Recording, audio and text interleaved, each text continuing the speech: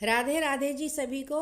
आज हम इस वीडियो में माघ मास के शुक्ल पक्ष की एकादशी की कथा को श्रवण करेंगे। तो कथा इस प्रकार है। भगवान कृष्ण युधिष्ठिर से कहते हैं कि हे राजन, माघ मास की शुक्ल पक्ष की एकादशी का नाम जया है। इस एकादशी व्रत से मनुष्य ब्रह्म हत्या के पाप से छूट जाते हैं और अंत में उनको स्वर्ग प्राप्ति होती है। इस व्रत से मनुष्य कुयोनि अर्थात भूत, प्रेत, पिशाच आदि की योनि से छूट जाता है। अतः इस एकादशी के व्रत को विधि पूर्वक करना चाहिए। हे राजन, मैं एक पौराणिक कथा कहता हूँ। एक समय इंद्र नागलोक में अपनी इच्छा अनुसार अप्सराओं के साथ रमन कर रहा था। गंधर्व गान कर रहे थे। वहाँ गंधर्वों में प्रसिद्ध पुष्पवंत, उसकी लड़की तथा चित्रसेन की स्त्री मलिन ये सब थे। उस जगह मलिन का लड़का पुष्पवान और उसका लड़का माल्यवान भी था। उस समय पुष्पवती नामक एक गंधर्व स्त्री माल्यवान को देखकर मोहित हो गई और कामबाण से चलायमान होने लगी। उसने रूप, सौंदर्य, हाव भाव आदि द्वारा माल्यवान को वश में कर लिया।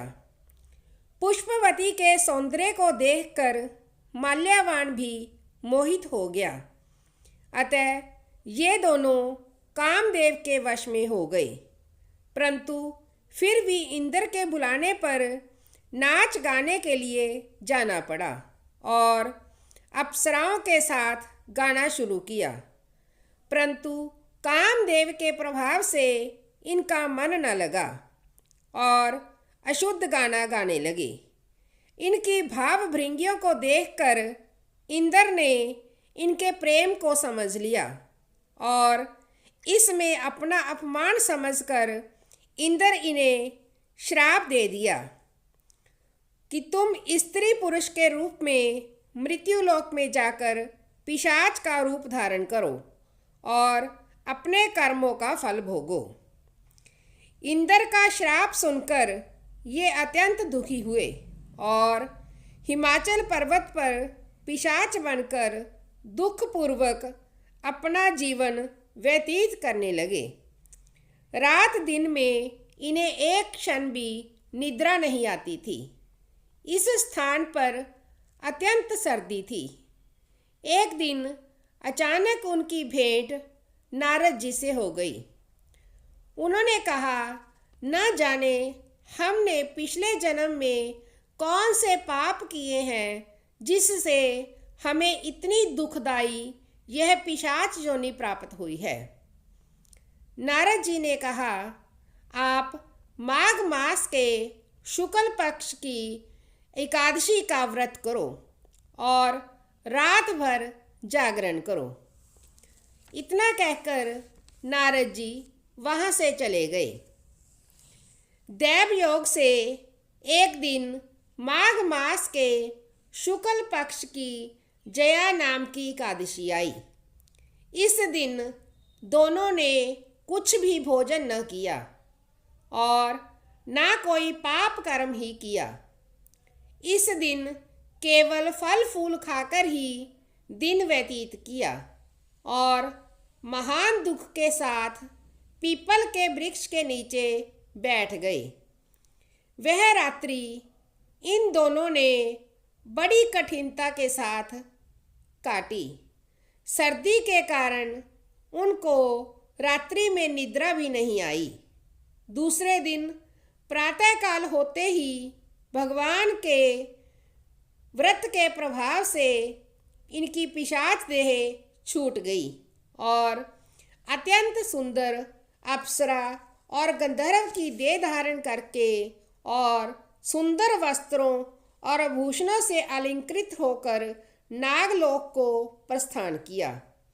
आकाश में देवगण तथा गंधर्व इनकी स्तुति और पुष्प वर्षा करने लगे। नागलोक में जाकर इन दोनों ने देवराज इंद्र को प्रणाम किया। इंद्र को भी इन्हें अपने प्रथम रूप में देखकर महान आश्चर्य हुआ और इनसे पूछने लगे कि तुमने अपनी पिशाच देह से किस प्रकार छुटकारा पाया, सो सब बतलाओ।